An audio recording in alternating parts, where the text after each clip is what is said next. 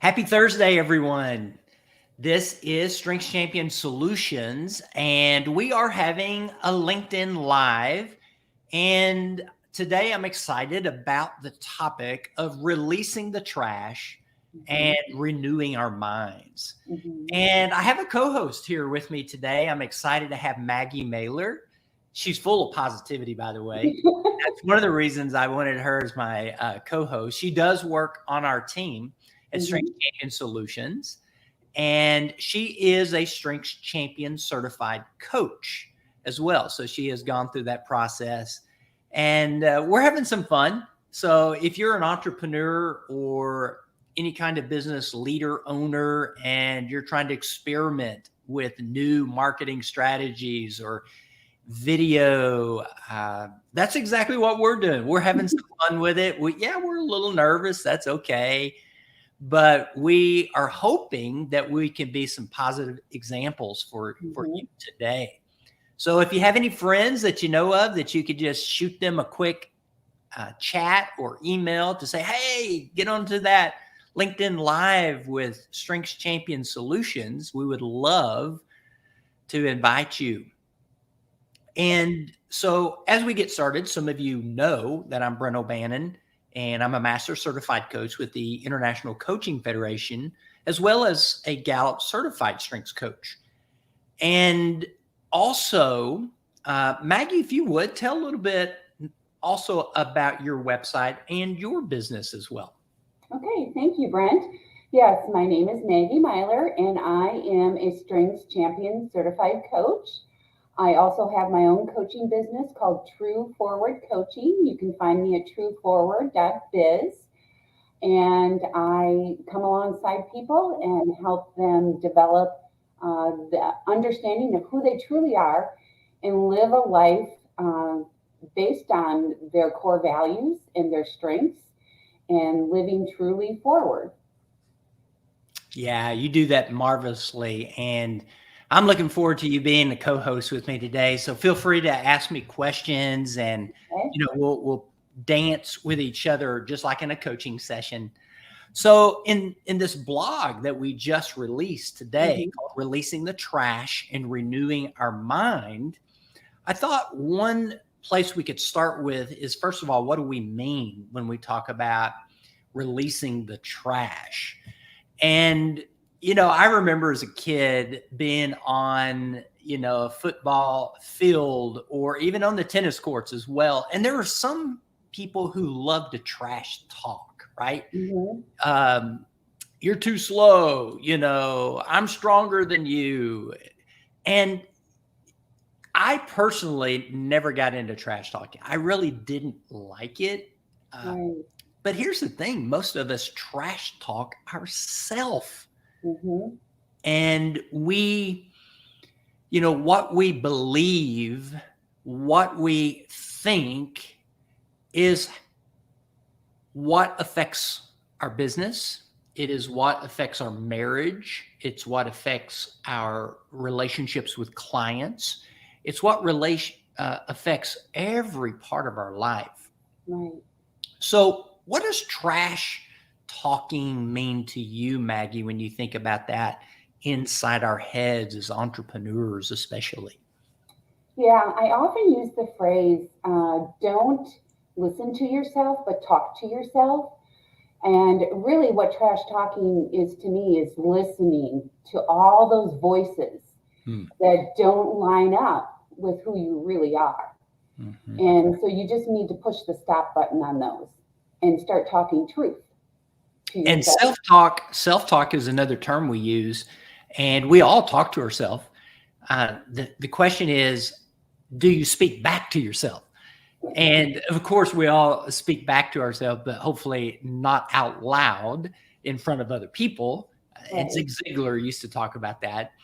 But I think a lot of people, I've been in psychology. My master's is in psychology. So I remember studying David Burns in the Feel Good book, and he talked about different types of mind games that we all play with ourselves. So I'll just mention some of these really fast. He talked about filtering, which is where you take the negative details and you magnify those negative details and you filter out the positives. He talked about black and white thinking, where you don't see the gray or the middle ground. He also discussed overgeneralization, where you base your conclusions about a decision or what you think or feel about another person based on one piece of evidence. So you're generalizing. Okay. And another one is called mind reading, where that's where you believe you know what people are feeling and why they act the way they do. So in other words, you think you're smarter and you understand, you can read people's mind. And I'll mention one other real quick, and that is catastrophizing. Catastrophizing is when you expect a disaster. So even entrepreneurs, they say to themselves, oh, I have a potential client and I have a prospect call or a sales call, and they think, oh, I won't get this call. Something's going to happen. And we catastrophize, and guess what? It comes true because of the trash that we have in our mind. So those are just a few. There's a few more, but let me pause there for a moment and just see if you have a question or anything else that pops in your mind. Yeah, I'm curious, Brent. So with those comparisons of talking, what are the outcomes if you lean towards, let's say, generalization rather than just what is true? Yeah, to me, what are the outcomes of having trash inside of our mind is, number one, our confidence is really low. I think also our feeling of security and even feeling valued goes low. And so I think we began to expect negative consequences even before the good can happen. Those are just a few of the things that can happen. One other acronym that I use many times is when we think of cognitive distortions or trash or saboteurs, is that it's like ants on the brain. ANTS stands for automatic negative thoughts. And they're like ants. They poison us. They sting us. If you've ever been stung by an ant or accidentally stepped in an ant bed, you know what that feels like. And that's exactly what trash is like in our minds. It's automatic negative thoughts stinging us and poisoning us. So Brent, then how does that work in with my identity and who I am? From a psychology perspective, to me, my brain starts thinking, how is our identity formed? And there's a lot of different factors that form our identity. Number one is how our parents or our caregivers influenced us. And it's true that many people were in very poor situations. When I say poor, I'm not talking about just economically. I'm talking about there wasn't affection, or there wasn't positivity, or there wasn't kindness and compassion in their family or their family culture. And so people, if they've experienced any kind of trauma or any kind of abuse, they could actually start hearing this trash from parents or caregivers or family members. And that can start to influence an identity in a negative way. Right. Okay. So then how do I change that? How do I get rid of the trash? Well, we definitely want to get into, the strategies of changing here in just a moment. But I will say here's one strategy and to start with, and that is we have to take ownership. Oh, yeah. Even if someone else influenced us to have negative thinking about ourselves, then we still are responsible to be transformed by the renewing of our own mind. And so taking responsibility. And so, I think also there's other things that influence our identity, by the way. I think what we say to ourselves influences our identity. We all know stories of people who maybe they grew up in an abusive or an impoverished culture, and they still learned positive self-talk. They still learned how to find value in themselves. So what we say to ourselves is huge in developing our value and identity. And I'll also say it's our images, our thoughts, feelings, images, and our behavior all influence the way we think. So if I feel fear, then that's also one of the thinking errors that David Burns talked about, which was emotional reasoning. And so basically what he's saying is, I believe something because I feel it. So if I feel like a fraud, or I feel like an imposter, if I feel anxiety, or if I feel fear, oh, I must be a fraud. I must be an imposter. And that's not the truth, is it? No, it's funny. I have to tell you this. I just have Okay. to. I have two daughters, and I always have told my daughters as we were raising them that feelings are real, but they're not always true. Feelings are real, but not always true. Correct. And I think that is huge in helping us to renew our mind.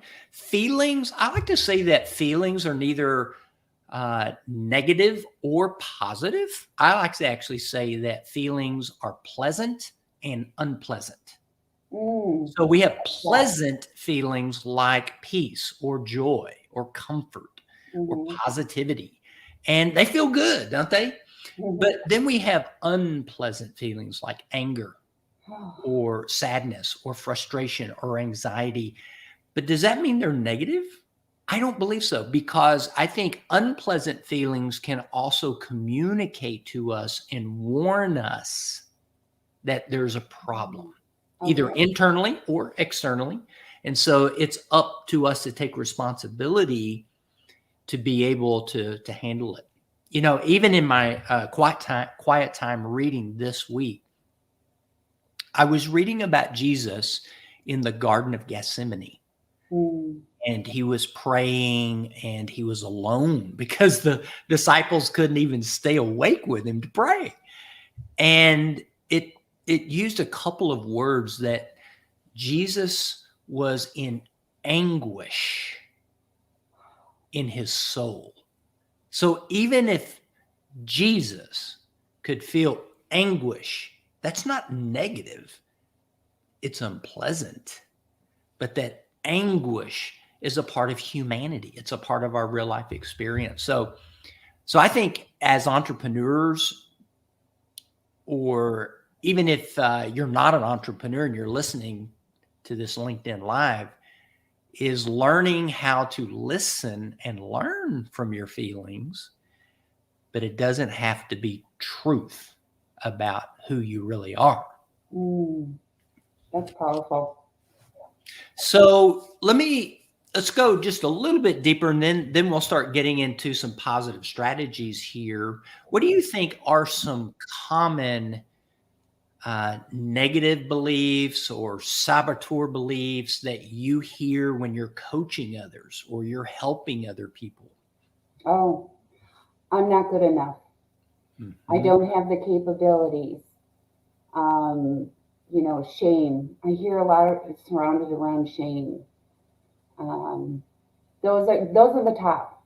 Really, I'm not good enough, or a comparison gets into people's heads. I'm not like Brent O'Bannon. We start comparing ourselves, like, I'm not as talented as so-and-so. Right. Or I'm not as valuable as so-and-so. So, And I absolutely believe that there is unhealthy comparison that can increase the imposter syndrome. But it is amazing how many smart, capable, successful, high achieving leaders there are that still struggle with the imposter syndrome. I've worked with very successful people, and it just shocks me to hear the words that, I'm not good enough, or I don't have the capability. Mhm. Yeah. I know for me, probably one of the biggest challenges in my own renewing my mind is two areas. And I even think they're related to our strengths. So if you happen to have taken the Clifton Strengths Assessment and you know what your top 5 or your top 10 talents and strengths are, you can even see if you overuse a particular strength, that there is a negative self-talk that can come out of that. For example, so maybe my focus, which means that I'm intense. So I could say, well, I'm just too intense. People don't like me because I'm too intense. Or one of my other strengths is command. Command can, so I could say, Brent, you're just too pushy. Brent, you're too intimidating. And I don't want to be intimidating. I don't want to be pushy. I want to be courageous. That's the healthy part of command. I want to empower other people to be courageous. So one of the things I encourage people to do is to go back and look at your strengths and then ask yourself, how am I getting irrational thinking from overusing my strength? Anything resonate with you about that? Maybe even with your own strengths? Oh my goodness, yes, of course. My number one strength is positivity. Sometimes I feel like I can be a little too much. And then I get into that, oh, I was too much. They thought this of me, or thought that of me. I need to calm down. You get into that self-critical spirit about yourself. One of my top strengths is connectedness. So I love connecting with people, and it's just strength of mine. But if there's somebody that I don't connect with, I can really go down a bad path about what's wrong with me. What went wrong. So I definitely can identify. Yeah, I think those are two great examples. You were confidently vulnerable to share with us. And if anybody wants to explore, your own strengths and better understand when you're, what I say, coasting with your strengths is underusing, or if you're speeding with your strengths, you're overusing, then there's unhealthy thinking that can happen at either extreme. So learning how to cruise in your strengths, driving the right strength at the right speed at the right time. And that's part of what renewing your mind is about. So let's talk about some strategies. Okay. I know for myself, a couple of my strategies that have worked for me over the years is, number one, when I'm a believer, faith-based. And so when I read scripture and I hear what God says about me, like, you're more than a conqueror through Christ Jesus, that, that I'm fearfully and wonderfully made. When I start hearing the truth from God. Now, he also says that the heart is deceitfully wicked. So that is a part of my reality, is knowing there is a bad, negative, unhealthy part to Brent, but it is overcome when I trust in the good news of Christ. So to me, that is one of my strategies that absolutely helps me every day as a human being and as an entrepreneur. What's a couple of your strategies to help you renew your mind? Well, thanks for asking. So when you were saying, God created you, and it made me think of Psalm 139. That's my psalm this year that I read on a regular basis to help me renew my mind about who I am. And then I also have another strategy where I pick a word Hmm. that will reinforce in me. So my word this year is original, Hmm. because of God, I am enough Hmm. as who I am. I'm original, and it's okay to be original. So having a word of the year, having a Mhm, quote of the year is something that I recommend and we teach in our mastermind and master classes. mhm. A couple other things, even in the blog today, we've got what we call the be do have list. I love And it.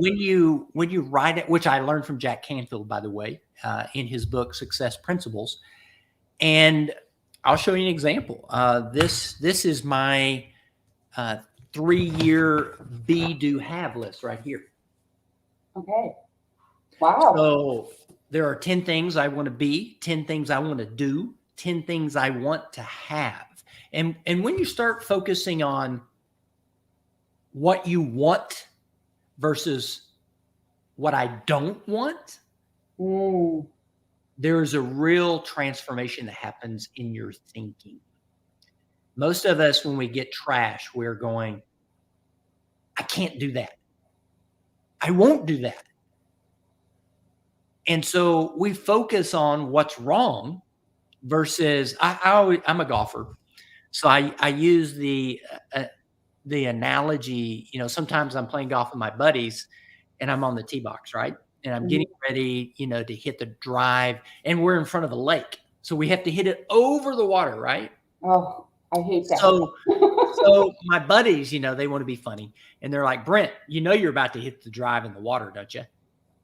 Brent, you don't know how to drive. You're just gonna like miss it. It's gonna go kablunk right in the water. So they're trash talking me, right? Uh-huh. And so I could focus on that, like, Brent, don't hit it in the water. Right. Don't let them be right. Don't hit it in the water. And guess what? Where does it go? But here's what I've learned. I've learned to flip that self-talk and I'll Okay. say, hit or drive the ball to the 150-yard marker in the middle of the fairway. So in other words, I don't focus on the water. I don't focus on what my trash talking dudes are saying.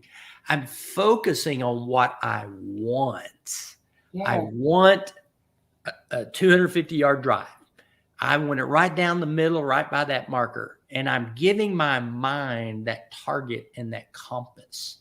So to me, that is one way you can renew your mind and release the trash. Yeah. That's a great example because I always go in the water. And it's true in building a business as well. If you tell yourself, oh, I'm going to be terrible on video, Mm, I just can't, I don't look good enough. I'm not pretty enough. I'm not smart enough. I'm not charismatic enough. I don't have enough hair. I say that to myself. Yeah, but you know what? I'm still lovable. mhm. I'm still valuable. I'm still capable. I don't have to be as smart as so and so. I don't have to have as much hair as so and so. Right. I don't have to have as much talent as so and so. I can just be original, Yes. like you said, who God created us to be. Now, a couple other strategies, really quick. Okay. Have you ever written a success script?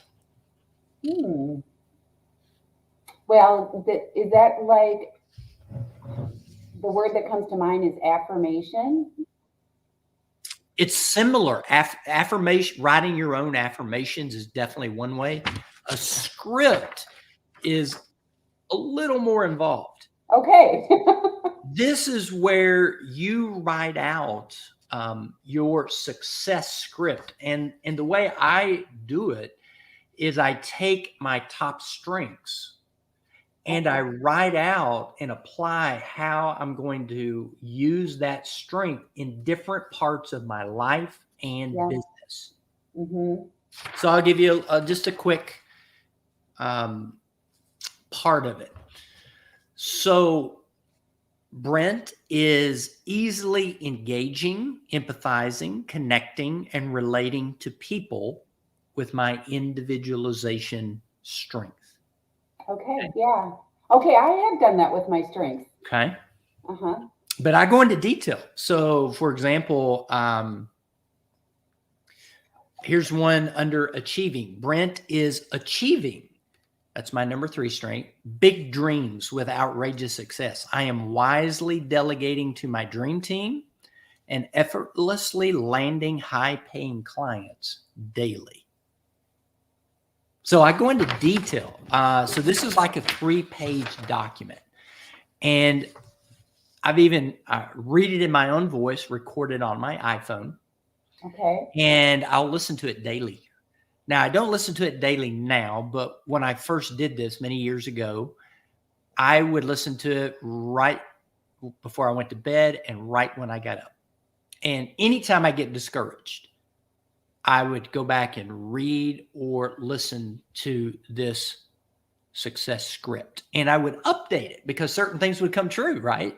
Mm-hmm. In the success script. And so I would have to, set new dreams, new goals of who I wanted to be, do, and have.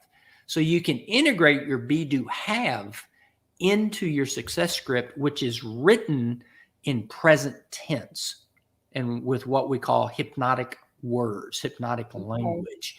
So just like I was saying about driving the golf ball, I am smoothly hitting a 250-yard drive down the middle of the fairway.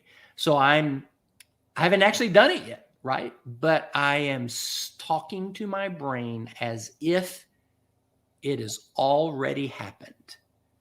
And so that as if kind of thinking, I believe it's like a magnet.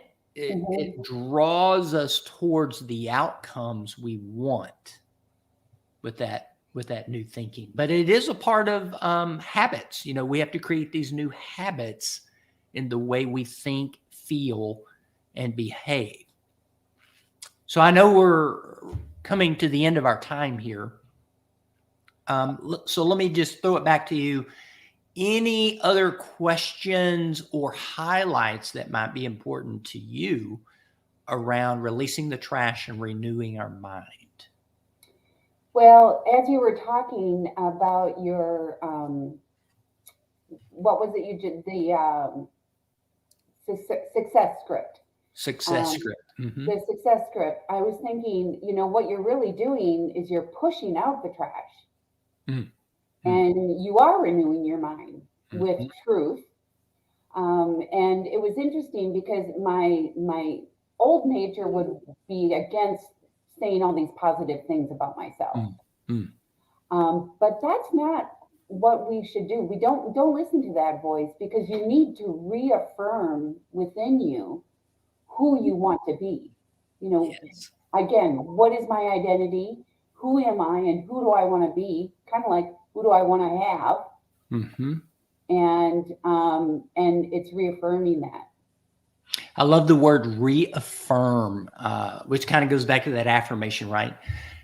Here's another word I'll add to that. Literally, you are rewriting your script of how you want to think, feel, and behave. And so when you write that out, you can even create a mantra. So like my mantra that is inside this script is, I am healthy, happy, connected, financially free, and outrageously successful. And I say that mantra to myself. Yep. Sometimes I can forget it. I have to go back and, pick up this piece of paper and read it, but you want to get your affirmations, your mantra, your success script from head to heart. That 18-inch drop. Yes, to your hands as well. Mm-hmm. So just because we work on our thinking and, okay, we start believing and valuing, now you have to be willing to step out and actually do what you're dreaming about. Well said. So if anyone is hearing this and you are going, man, I need to release the trash. Mm-hmm. Maybe you need to set up an Ask Brent Anything call. And so you can go to BrentO'Bannon.com. You'll see at the top right where it says Ask Brent Anything. Mm-hmm. And you'll fill out a short form and you'll be able to set that appointment up with me. I'll be glad to have a complimentary conversation with you, helping you to whatever that topic is, whether it's releasing the trash about your business or yourself, or whether, it's getting clarity around how you will go forward, like Maggie has in her True forward. True Forward. So I hope everyone has enjoyed this. Maggie, we survived, and I thought we made it a pretty good team together today. I do too. This was fun. Thank you. Fun is one of my core values. Absolutely.